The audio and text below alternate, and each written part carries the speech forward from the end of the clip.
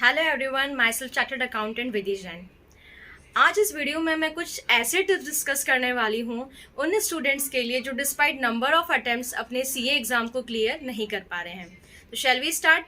Yes. Tip number 1, आप सबसे पहले अपने एग्जाम का पेपर पैटर्न फॉलो कीजिए। इसका मतलब है आप पेपर्स में देखिए कि कौन सा टॉपिक कितने मार्क्स का एग्जाम में पूछा जा रहा है। उससे क्या होगा, जो टॉपिक ज़्यादा मार्क्स का पूछा जा रहा है आप उसको ज़्यादा अच्छे से प्रिपेयर कर सकते हैं। टिप नंबर 2, स्टूडेंट इंस्टीट्यूट से जो स्टडी मटेरियल आता है, जो प्रैक्टिस मैनुअल आता है, मॉड्यूल्स आते हैं, आप समझ लीजिए कि वो भगवत गीता है, वो आपको पढ़ना ही है। कितनी बार क्या होता है कि स्टूडेंट्स नंबर ऑफ बुक्स ले आते हैं कि इससे भी पढ़ेंगे उससे भी पढ़ेंगे, उसमें क्या होता है कि टाइम वेस्ट होता है और स्टूडेंट का at the end concept clear नहीं होता है। तो मैं इसी चीज़ पे फोकस करूंगी कि जो भी इंस्टीट्यूट से स्टडी मटेरियल आता है, प्रैक्टिस मैनुअल, मॉड्यूल्स, उसको आप अच्छे से पढ़िए, क्योंकि उसमें जो दिया हुआ है, जो उसमें जो सिलेबस है, उससे बाहर एग्जाम में कभी कुछ भी नहीं पूछा जाता है। Tip number 3, suggested answers. Institute अपने सजेस्टेड आंसर्स भी पब्लिश करता है।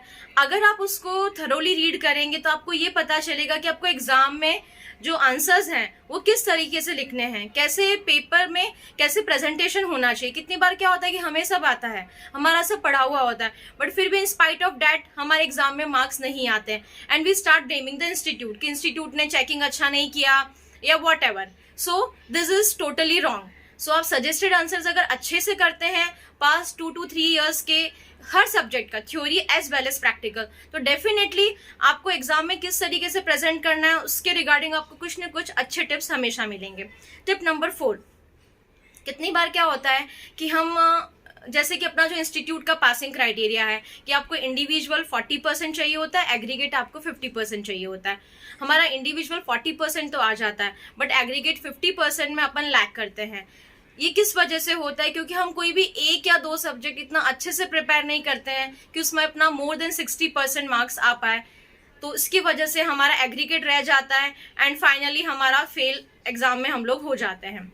नेक्स्ट टिप, मैं आपको हमेशा ऐसा कहूंगी कि आप हमेशा खुद के शॉर्ट नोट्स प्रिपेयर कीजिए। ऐसा नहीं कि आपने किसी फ्रेंड से बोरो कर लिए, कहीं से कॉपी कर लिए, नॉट। आप अपने खुद के शॉर्ट नोट्स प्रिपेयर कीजिए और उसमें हमेशा कीवर्ड्स को फोकस कीजिए। से फॉर एग्जांपल अगर कोई भी डेफिनेशन है तो उसके भी कुछ 3 या 4 कीवर्ड्स होंगे, उसको आप शॉर्ट नोट्स में इंक्लूड कीजिए, उसको हाईलाइट कर दीजिए।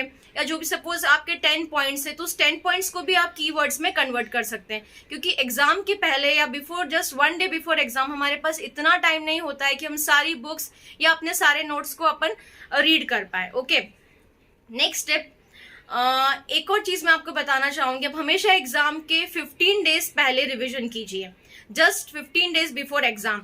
उसको मैं कहूंगी फास्ट रिवीजन। उस फास्ट रिवीजन में आपके से फॉर एग्जांपल आप सीए फाइनल का फर्स्ट ग्रुप देने वाले हैं, वो आपका अटेम्प्ट है, ओके। देन उसमें 4 पेपर्स होते हैं, तो आपको चारों पेपर उसमें इंक्लूड करने हैं रिवीजन में। ऐसा नहीं कि वो थ्योरी है तो हम उसको इंक्लूड नहीं करेंगे, चारों आपको एग्जाम में, चारों आपको रिविजन में इंक्लूड करने हैं आपके। नेक्स्ट मैं आपको एक और चीज बताना चाहूंगी कि आप हमेशा पास्ट ईयर के पेपर्स को सॉल्व कीजिए, ऑलवेज।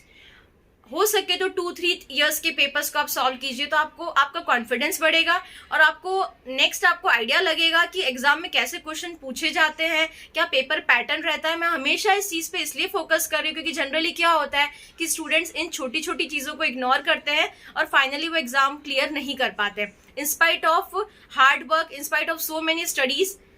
एंड नेक्स्ट मैं आपको बोलना चाहूंगी, last but not the least, believe in your self, keep studying, keep rocking. अगर आपको मेरा वीडियो अच्छा लगा है तो प्लीज इसे शेयर कीजिए, सब्सक्राइब कीजिए और बेल आइकन पर क्लिक कीजिए। Good bye, take care.